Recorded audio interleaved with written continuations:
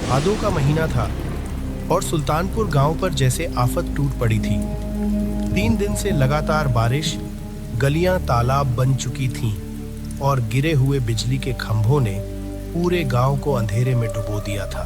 पूरे बाजार में बस एक ही जगह रोशनी थी, किशन मेडिकल स्टोर। लालटेन की मध्यम लौ में बैठा था किशन, एक नेकदिल दुकानदार जो जरूरतमंदों को उधार दवा देने से कभी पीछे नहीं हटता था। उसके साथ था उसका बचपन का दोस्त और सहायक रघु। अरे बस कर भाई किशन, अब दुकान बंद कर दे। रात के 11 बज रहे हैं और यह बारिश देख रहा है, ऐसा लग रहा है जैसे आज प्रलय आएगी। नदी का पानी पुल के ऊपर से बह रहा होगा। अगर हम अभी नहीं निकले तो घर जाना मुश्किल हो जाएगा। हाँ रघु, बस ये दवाइयों का स्टॉक मिला रहा था। आज दीनू काका की दवा मंगवानी थी, लेकिन शहर से गाड़ी ही नहीं आई। बेचारे काका दर्द में होंगे। तुझे पूरी दुनिया की पड़ी रहती है। अपनी सोच, तेरी बीवी घर पर अकेली राह देख रही होगी। चल। लालटेन उठा और ताला लगा। किशन और रघु ने जैसे ही दुकान का शटर गिराकर ताला लगाया, वैसे ही अंधेरे में किसी के दौड़ते हुए कदमों की आवाज सुनाई दी। छप छप छप। कोई बहुत तेजी से कीचड़ में दौड़ता हुआ उनकी तरफ आ रहा था। कौन है भाई? इतनी रात को कौन दौड़ रहा है? बाबूजी, बाबूजी दुकान मत बंद करो। मेरे बच्चे को बचा लो बाबूजी, वो मर जाएगा। अरे भाई संभलो, क्या हुआ? कौन मर जाएगा? उठो, पानी पियो पहले। पानी नहीं चाहिए बाबूजी, दवा चाहिए। मेरा बेटा मुन्ना, उसे बहुत तेज बुखार है। उसका शरीर आग की तरह तप रहा है, वो सांस नहीं ले पा रहा। अगर उसे अभी दवा नहीं मिली तो मैं लुट जाऊंगा बाबूजी, मेरा वंश खत्म हो जाएगा। अरे काका, इतनी रात को, और तुम हो कौन? मैंने तुम्हें पहले कभी इस गांव में नहीं देखा। और सरकारी अस्पताल क्यों नहीं ले गए? अस्पताल बहुत दूर है भैया, और बीच में नदी उफान पर है, कोई रास्ता नहीं बचा। वैद्य जी ने कहा था कि सिर्फ शहर वाली नीली शीशी दवा ही उसे बचा सकती है। लोगों ने कहा किशन बाबू की दुकान पर सब मिलता है। बाबूजी, मेरे पास ज्यादा पैसे नहीं है, लेकिन मैं आपकी जिंदगी भर गुलामी करूंगा। बस एक शीशी दे दो। किशन ने उस आदमी की आंखों में देखा। उसे वहां झूठ नहीं बल्कि एक पिता की लाचारी दिखाई दी। किशन को अपना वो दिन याद आ गया जब पैसे न होने की वजह से उसके पिता का इलाज नहीं हो पाया था। रघु, ताला खोल। पागल हो गया है क्या किशन? इतनी रात को हम स्टॉक में से वो दवा कैसे ढूंढेंगे? और ये आदमी, मुझे ये ठीक नहीं लग रहा। देख, इसके पैरों में चप्पल तक नहीं है। ताला खोल रघु। अगर आज दवा के बिना इसका बच्चा मर गया तो मैं खुद को माफ नहीं कर पाऊंगा। नियम कायदे इंसान के लिए होते हैं, इंसानियत के लिए नहीं। रघु ने बेमन से ताला खोला। किशन अंदर गया और काफी देर ढूंढने के बाद उसे वो बुखार की खास दवा मिल गई। उसने साथ में एक सिरिंज और कुछ गोलियां भी बांध दी। ये लो काका, इसे अभी आधा पिला देना और बाकी सुबह। और ये कुछ गोलियां भी रख लो। भगवान तुम्हारा भला करे बाबूजी, तुम इंसान नहीं देवता हो। मेरे पास देने को पैसे नहीं है, बस ये है। उस आदमी ने अपनी कमर में बंधी पोटली से एक पुराना मिट्टी से सना हुआ सिक्का निकाला और किशन के हाथ पर रख दिया। सिक्का बहुत भारी और पुराना लग रहा था। अरे काका, रहने दो, जब बच्चा ठीक हो जाए तब पैसे दे जाना। अभी जाओ, देर मत करो। नहीं बाबूजी, कर्ज नहीं रखूंगा। मुन्ना ठीक हो जाएगा तो मैं दोबारा आऊंगा शुक्रिया कहने। बस एक बात याद रखना बाबूजी, वो पुरानी हवेली के पीछे जो बरगद है, उसके नीचे मेरा घर है। अगर कभी उधर आना हो तो सेवा का मौका जरूर देना। पुरानी हवेली? अरे वहां तो कोई नहीं रहता, वहां तो जंगल है। लेकिन रघु की बात पूरी होने से पहले ही वो आदमी दवा की शीशी सीने से लगाकर अंधेरे में दौड़ पड़ा। बारिश की तेज बौछार में वो पलक झपकते ही ओझल हो गया।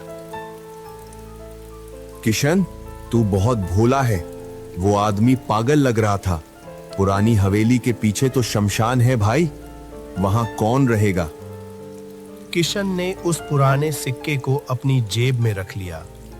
उसे नहीं पता था कि आज रात उसने सिर्फ एक मरीज को दवा नहीं दी है, बल्कि उसने अनजाने में एक ऐसे दरवाजे पर दस्तक दे दी है जो सालों पहले बंद हो चुका था।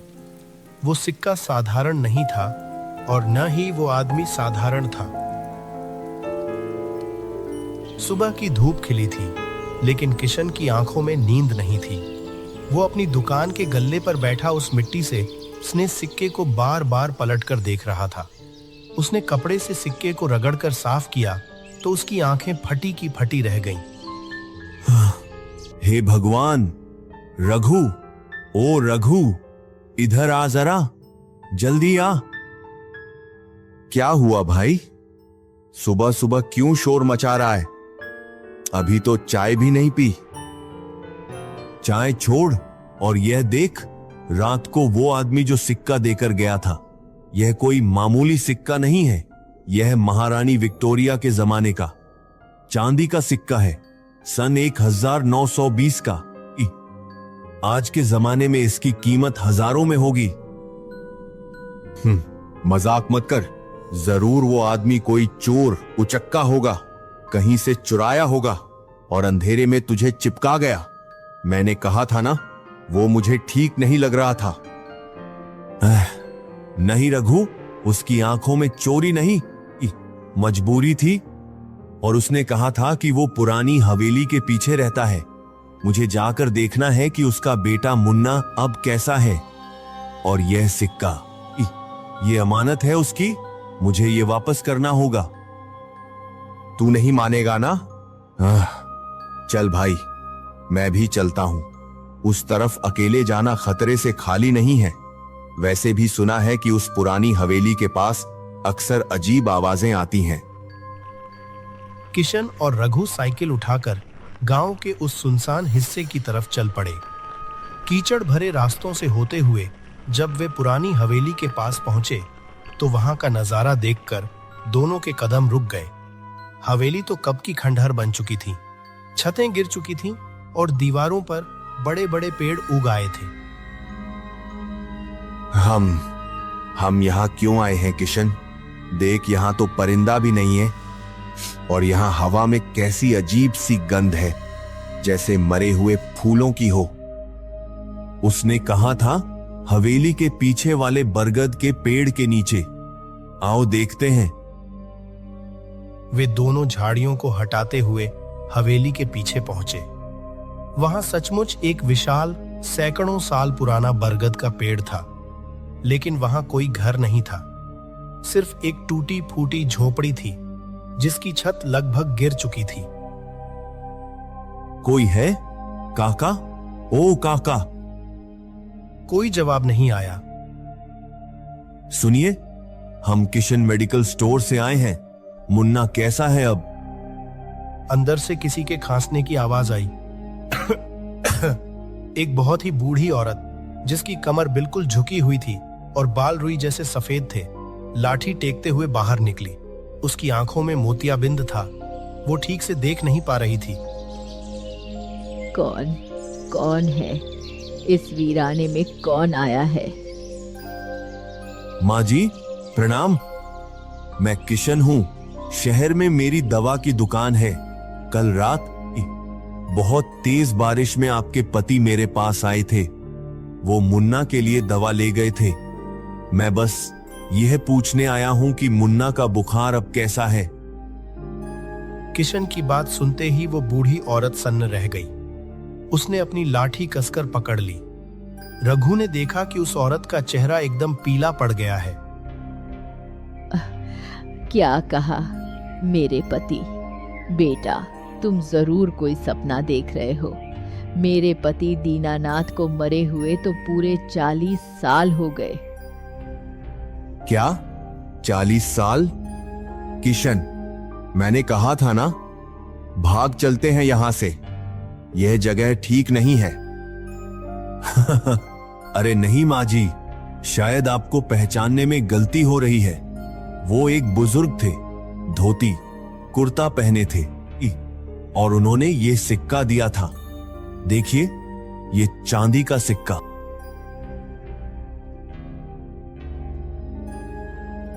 किशन ने वो सिक्का बूढ़ी औरत के हाथ में रखा।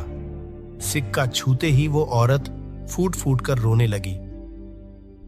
ये सिक्का, ये तो दीनानाथ जी का ही है।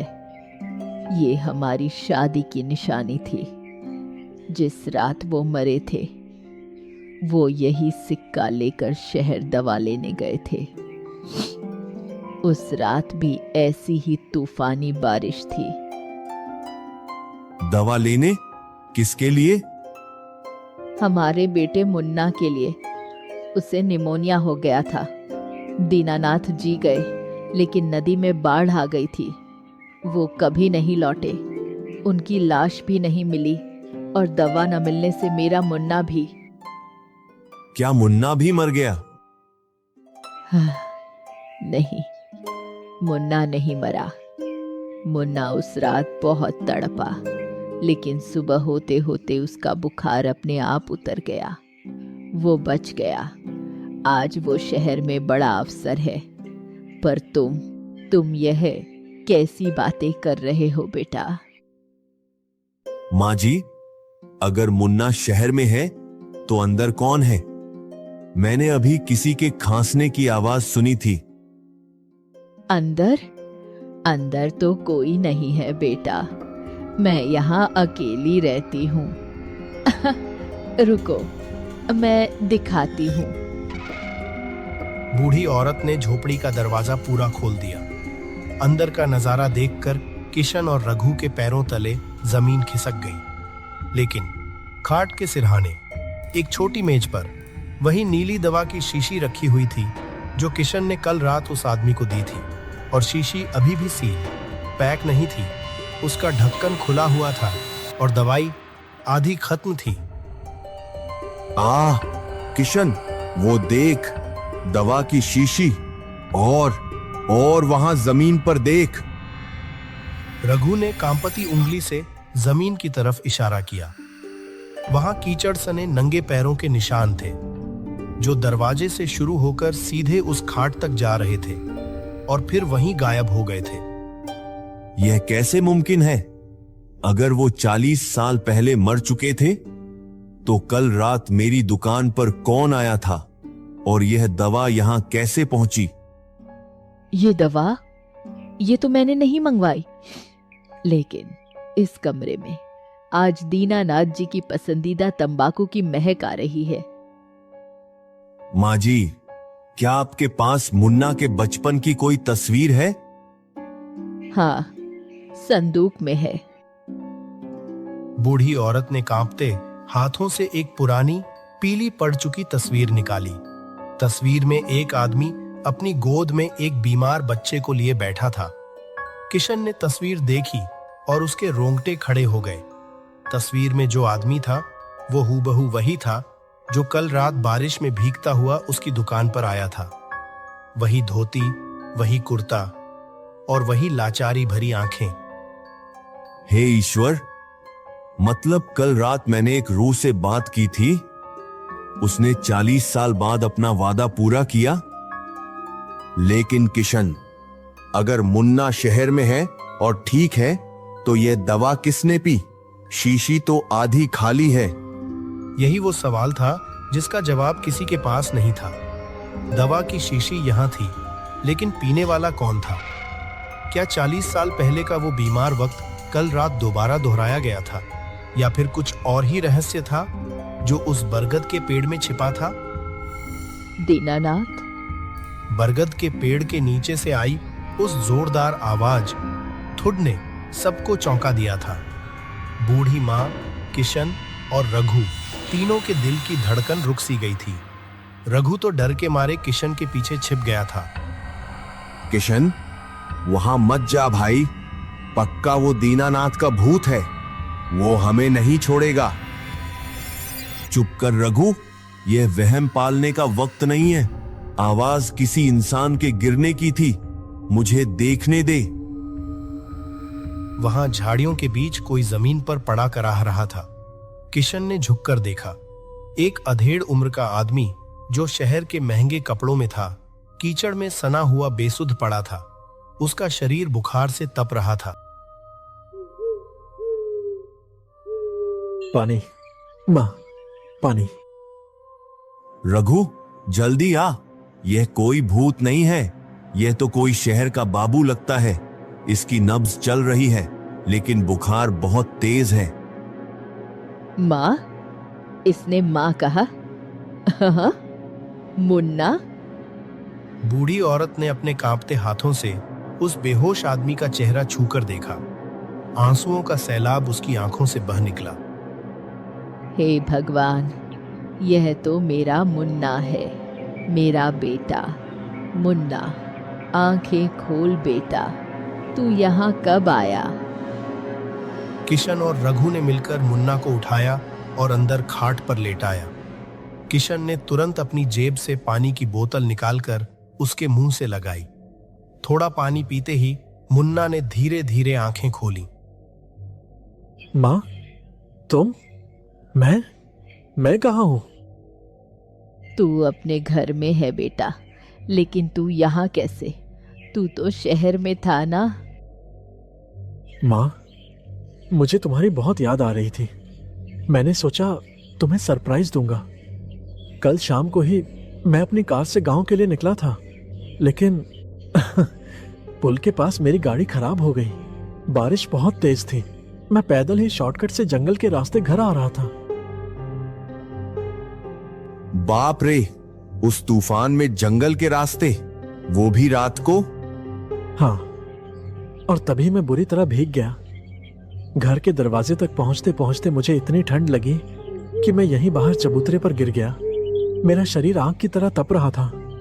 मुझे लगा आज मैं नहीं बचूंगा। मेरा दम घुट रहा था। फिर क्या हुआ? तुम अंदर खाट पर कैसे आए? और वो दवा किसने पिलाई? वही तो मुझे समझ नहीं आ रहा। जब मैं बेहोशी की हालत में था तो मुझे लगा कि कोई आया। उसने मुझे सहारा देकर उठाया, अंदर खाट पर लेटाया। उसके हाथ बहुत ठंडे थे, बर्फ जैसे। उसने मेरे माथे पर गीली पट्टी रखी और फिर मुझे वो नीली दवा पिलाई। कौन था वो बेटा? तुमने उसका चेहरा देखा? धुंधला सा याद है माँ। उसने पुरानी धोती और कुर्ते पहन रखे थे। वो बिल्कुल पिताजी जैसा लग रहा था, जैसा मैंने बचपन में उन्हें देखा था।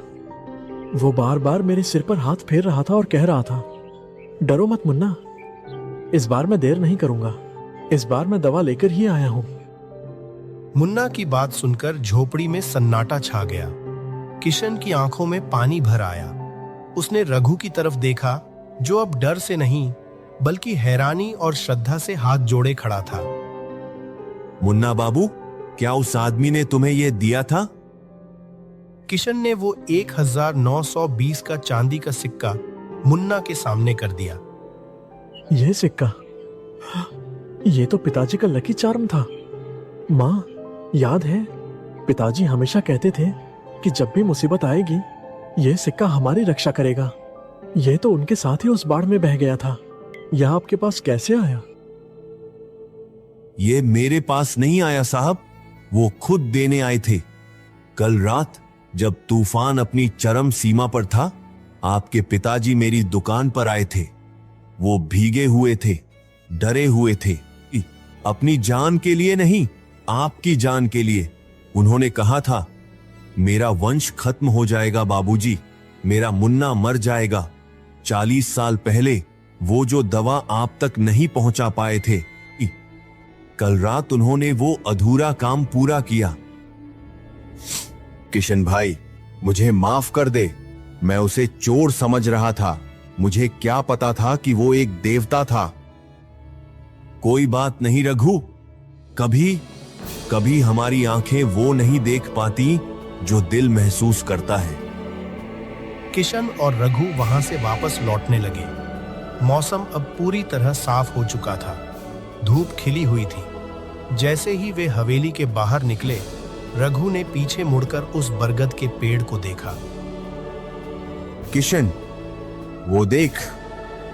बरगद के पेड़ के सबसे ऊंची डाल पर, जहां कोई इंसान नहीं पहुंच सकता, वहां एक पुरानी धोती का टुकड़ा हवा में लहरा रहा था, जैसे कोई हाथ हिलाकर उन्हें विदा कर रहा हो।